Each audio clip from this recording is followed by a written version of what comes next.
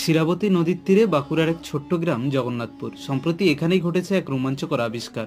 মাছ ধরার সময় স্থানীয় জালে উঠে এলো এক এ, জৈন তীর্থঙ্করের প্রাচীন মূর্তি। আসুন আজকের ভিডিওতে আমরা জানবো এই মূর্তির ইতিহাস, এর পরিচয় সম্পর্কে। ঘটনাটি ঘটে বৃহস্পতিবার দুপুরে স্থানীয় ধীরাবরা শিলাবতী নদীতে মাছ ধরার সময় তাদের জালে আটকে যায় একটি ভারী বস্তু। কৌতূহলী হয়ে তারা সেটিকে নদীর পাড়ে তুলে আনেন। সেখানেই দেখা যায় একটি প্রাচীন মূর্তি। খবর ছড়িয়ে পড়তে মূর্তিটি দেখার জন্য নদীর তীরে ভিড় জমান গ্রামের মানুষ। পরে বিশেষজ্ঞরা এসে নিশ্চিত করেন এটি জৈন তীর্থঙ্কর ঋষভনাথের মূর্তি। আর্কিওলজিক্যাল সার্ভে অফ ইন্ডিয়ার বিশেষজ্ঞ শুভ মজুমদার জানিয়েছেন, মূর্তিটি দশম থেকে দ্বাদশ শতকের মধ্যে নির্মিত। মূর্তির মাথায় জটার মুকুট এবং পাশের 8টি গ্রহের উপস্থিতি দেখে এটি শনাক্তকরণ করা হয়। গ্রহগুলির মধ্যে রয়েছে সূর্য, সোম, মঙ্গল, বুধ, বৃহস্পতি, শুক্র, শনি এবং রাহু।